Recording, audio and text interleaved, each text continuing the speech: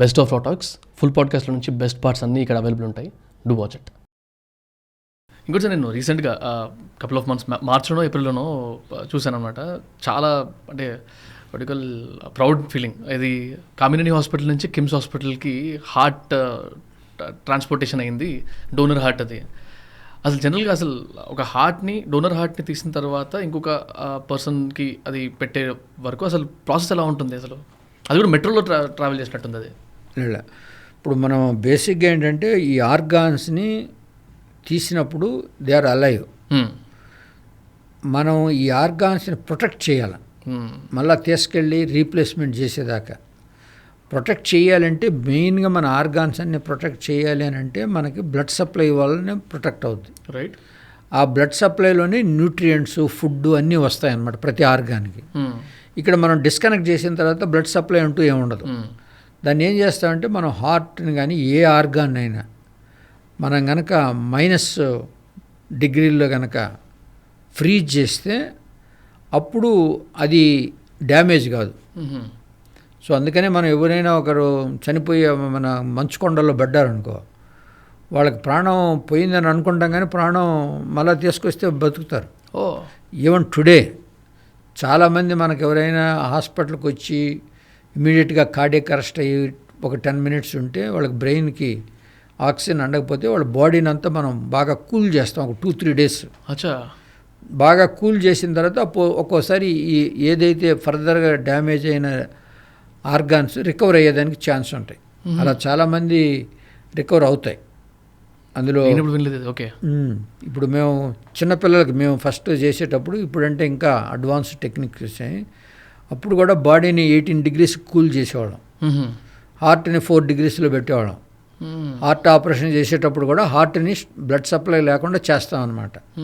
అప్పుడు అది ప్రొటెక్ట్ అవ్వాలి అని అంటే ఆ -degree వెళ్తే తప్ప ప్రొటెక్ట్ కాదు. సో మళ్ళీ టెంపరేచర్ రాగానే అప్పుడు బ్లడ్ సప్లై వెళ్ళంగానే మళ్ళీ హార్ట్ నార్మల్గా పనిచేస్తుంది. కానీ దాన్ని అంత ఈజీగా మెట్రోలో కాదు. దానికి ఏంటంటే గ్రీన్ ఛానల్ అని గవర్నమెంట్ క్రియేట్ చేస్తుంది. ఓకే. మనం ఏదైనా ఇలా ఒక ఆర్గాన్ వస్తుంది అని అంటే ఇది ఇక్కడి నుంచే కాదు, మనం ఒక్కోసారి అవుట్ సైడ్ స్టేషన్స్ కూడా తెస్తాం. బెంగళూరు నుంచి లేకపోతే వైజాగ్ నుంచి వేరే వేరే స్టేట్స్లో కూడా వాటికి లైఫ్ అనేది ఒక 3-4 hours ఉంటుంది అనమాట. ఓకే. ఈ కూల్ చేసి పెడితే అప్పుడు దాకా డ్యామేజ్ కాకుండా ఉంటుంది. దానికి ఏంటంటే మనం సీఎం గారు, పిఎం గారు వెళ్తున్నప్పుడు ఎలా క్లీన్గా ఉంటుందో గ్రీన్ ఛానల్ అంటే అలా ఉంటుంది. ఎయిర్పోర్ట్కి, హాస్పిటల్ నుంచి ఎయిర్పోర్ట్కి వెళ్ళినా టోటల్ గ్రీన్ ఛానల్ 120-130 km స్పీడ్లో ఆర్గాన్ని తీసుకొని వచ్చేస్తారు. ఫ్లైట్ కూడా మనకు టైంకి ఉంది అని అన్నప్పుడు ఆ లెవెల్ చేసి మనం ఆర్గాన్ రిట్రీవ్ చేస్తాం. అదేవిధంగా ఇక్కడికి రాగానే మరలా ఇమీడియట్గా ఎయిర్క్రాఫ్ట్ నుంచి మనం తీసుకొని అక్కడి నుంచే గ్రీన్ ఛానల్ వచ్చేస్తుంది. వాళ్ళు గవర్నమెంట్ ప్రొవైడ్ చేస్తారు. That's a great achievement by the government. ఒక్కోసారి మనకి కమర్షియల్ ఫ్లైట్స్ దొరకనప్పుడు ఆర్గాన్స్ వేస్ట్ కావని చార్టర్డ్ ఫ్లైట్స్లో పోయి తెచ్చుకుంటాం. ఆ చార్టర్డ్ ఫ్లైట్స్లో తెచ్చుకుంటే మనకి ఎక్కడ ఆర్గాన్ ఉంటే అక్కడ మనకు చాలా టైం సేవ్ అవుద్ది. అలాంటి టైంలో మనం ఇప్పుడు బేగంపేటకు వస్తే హాస్పిటల్కి ఇంకా చాలా దగ్గరగా ఉంటుంది, అక్కడ ఒక 30-40 minutes సేవ్ చేయొచ్చు. ఇలాంటివన్నీ కూడా దాన్ని గ్రీన్ ఛానల్ అనేది గవర్నమెంట్ క్రియేట్ చేస్తుంది. అంటే మీరు అంటుంటే ఒకటి చిన్న వీడియో గుర్తొస్తుంది. రీసెంట్గా ఒక డాక్టర్ వీడియో చూసాను sir. And again I wanted to take your advice అన్నట్టు, అసలు ఏంటి రియల్ సిచ్యువేషన్ ఎట్లుంది అని.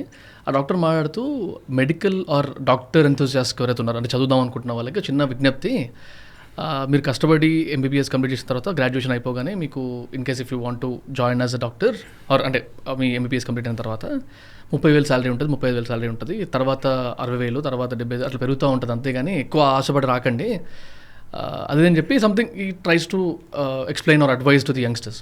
కింద కమెంట్స్ చూశాను అనమాట. నువ్వేంటి డాక్టర్ అయ్యి ఉండి డబ్బుల గురించి మాట్లాడుతున్నావు, సోషల్ సర్వీస్ చేయాలి కదా నువ్వు, డబ్బుల గురించి అంటే అగైన్ మిక్స్డ్ ఒపీనియన్స్ ఉండే. కానీ కొన్ని కమెంట్స్ ఆయన తిరుగుతూ ఉన్నాయి అనమాట డాక్టర్ని. ఆయన చెప్పాలనుకుందేమో స్టూడెంట్స్ కోసము, వీళ్ళు చూసి అట్లా పెట్టేసరికి ఓకే అసలు జనరల్గా డాక్టర్స్ ఏం ఆలోచిస్తారు దీని గురించి, బికాజ్ డబ్బు ఈజ్ ఇన్ఎవిటబుల్. అంటే డబ్బు వద్దు అనేది అయితే ఉండలేరు ఎవరైనా, ఏ బిజినెస్ చేసినా అయితే డబ్బులు అయితే కావాల్సిందే మనకి. So how do you take this sir actually, and how should youngsters who are getting in to this profession think about it? మనకి professional satisfaction, financial satisfaction, right, ఈ రెండింటి కొరకే మనం అంతే సార్. మెయిన్గా తల్లిదండ్రులు పిల్లల్ని చదువుకు పంపాలన్నప్పుడు వాళ్ళు చూసేది ఏంటంటే తల్లిదండ్రుల కన్నా వాళ్ళ పిల్లలు చాలా హ్యాపీగా మంచిగా బ్రతకాలి, మేము బ్రతికిన బ్రతుకు కన్నా నా పిల్లలు ఎక్కువ బెటర్గా బతకాలి అనే కోరికతో పంపుతారు ఏ కోర్సుకు పంపినా. కానీ చాలామంది పేరెంట్స్ ఏంటంటే ఇందాక నేను చెప్పా కదా, సర్వీస్ చేస్తే వచ్చే రెస్పెక్ట్ ఇంకా దేంట్లో రాదు. ఎంత డబ్బు సంపాదించినా రాదు, ఎంత డబ్బు ఉన్నా కూడా రాదు. అందుకని చాలామంది డాక్టర్ ఫీల్డ్కి పెడతారు. ఈ రెండిట్లో కూడా ఎవరు బాగా సక్సెస్ అవుతారు అని అంటే, ఎవరైతే ప్యాషన్తో ప్రొఫెషన్లోకి ఎంటర్ అయ్యి అదే ప్యాషన్తో కనుక కంటిన్యూ చేస్తే లైఫ్ లాంగ్ వాళ్ళు పర్ఫెక్ట్గా సక్సెస్ అవుతారు. మనీ అనేది ఇట్స్ ఎ బై ప్రోడక్ట్. దీనికి ఒక చిన్న ఎగ్జాంపుల్ అందరికీ అర్థమయ్యేటట్టు యంగ్ పీపుల్కి చెప్పాలంటే, లవ్ చేసి పెళ్లి చేసుకున్నారు అనుకో, వాళ్ళిద్దరి మధ్య గొడవలు వస్తే బయటికి ఏం రావు. అదే అరేంజ్ చేసి చేసామనుకో, చిన్న చిన్న గొడవకు వచ్చి తల్లిదండ్రుల మీద కూర్చొని నా ప్రాణాన్ని నాశనం చేసేసావు, చూడు ఎలాంటి వాళ్ళని తీసుకొచ్చి నాకు కట్టావు అంటారు. అదేవిధంగా చదువులో కూడా ప్యాషన్ అనేది నీకు నచ్చితే నువ్వు 24/7 కష్టపడతావు. కష్టం అని నువ్వు అనుకో, చాలా హ్యాపీగా నువ్వు ఎంజాయ్ చేస్తావు నీ ప్రొఫెషన్. ఈరోజు ప్రతి ఒక్కరూ మన భారతదేశంలో ఈరోజు ఇంకా ఒక 10 లక్షల మంది డాక్టర్లు వచ్చినా కూడా స్కోప్ ఉంది. కానీ ఎందుకు అని అంటే, ఆ స్కోప్ని వీళ్ళు అన్యర్థ చేయలేదని అంటే, వీళ్ళందరూ పాస్ అయిన వాళ్ళు ప్రతి ఒక్కరూ నేను సిటీలోనే ఉండాలా, మెట్రోలోనే ఉండాలి, ఆ మెట్రోలో ఉంటేనే నాకు నా పిల్లలకి ఇది అనేది ఒక రాంగ్ నోషన్ మైండ్లో పడిపోయింది. దానివల్ల ఇక్కడ అందరూ ఇక్కడే ఉండి, ఇక్కడ పని ఉన్నా లేకపోయినా, డబ్బు సంపాదించకపోయినా, వర్క్ ఉన్నా లేకపోయినా ఇక్కడే ఉంటున్నారు. డాక్టర్స్ అందరూ ఇక్కడ మిగిలిపోతే అక్కడ రూరల్ ఏరియాస్లో లేవు. అది రూరల్ ఏరియా అని మనం ఏం చెప్పాల్సిన అవసరం లే. టైర్ 2, టైర్ 3 అనుకుందాం. ఎక్కడైనా కూడా వాళ్ళకి రెస్పెక్ట్ అక్కడ ఎక్కువ ఉంటుంది ఇక్కడ కన్నా. రెస్పెక్ట్ ఉంటుంది, ప్రొఫెషనల్ సాటిస్ఫాక్షన్ ఉంటుంది, సోషల్ సాటిస్ఫాక్షన్ ఉంటుంది, సోషల్ లైఫ్ ఉంటుంది, దాంతోపాటు కంఫర్టబుల్ ఫైనాన్షియల్ ఎర్నింగ్ కూడా ఉంటుంది. సార్ ఇట్లా అనుకోవచ్చు సార్, హైదరాబాద్ ఇప్పుడు ఎగ్జాంపుల్ మెట్రో సిటీస్ అంటే హైదరాబాద్లో డిమాండ్ ఎక్కువ ఉంది కాబట్టి ఒక స్పెషలైజేషన్కి చాలామంది డాక్టర్స్ ఉన్నారు కాబట్టి ఇక్కడ శాలరీస్ తక్కువ ఉంటాయి, అక్కడ ఎక్కువ ఉంటాయి అనుకోవచ్చా? అందులో డౌటే లేదు. అవునా? ఏదైనా ఎగ్జాంపుల్ చెప్పగలుగుతారా మీకు? ఇక్కడ కార్డియాలజిస్ట్ నేను తీసుకోవాలంటే నాకు 1.5 lakh దొరుకుతారు ఇక్కడ హైదరాబాద్. అదే నేను డిస్ట్రిక్ట్స్లో తీసుకోవాలంటే నాకు 4-5 లక్షలు ఇవ్వాలి. అవునా? అదే నేను ఇంకా మెడికల్ కాలేజీ రిమోట్ దానికి వెళ్తే ఇంకా 6-7 లక్షలు ఇవ్వాలి. అలా ఇస్తే కానీ రారు వాళ్ళకి అక్కడ. అసలు ఇంత డిస్పారిటీ పేలో అంటే because of the demand. Nice. Okay. So ఇక్కడ ఈ అన్నిటి వల్ల ఇంకొక రకంగా చూస్తే హైదరాబాద్లో 1.5 lakh వస్తే వాళ్ళకి 2,000 కూడా మిగలదు.